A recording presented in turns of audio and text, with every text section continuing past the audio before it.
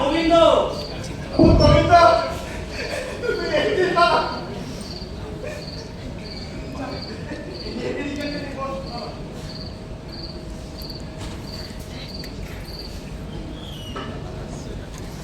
সকালে গ্রামে ছিলাম না কাকা, বাগনানে আপিসে গিয়েছিলাম, সেখানেই সব খবর পেলাম।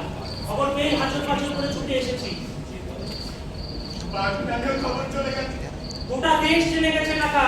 কিভাবে কি হলো কিছু খবর পেলে? কত কথা বলে গেল মিলিটারি লোক। যুদ্ধ করতে গিয়ে নাকি বুকে গুলি লেগেছে। আর আমার রমেশ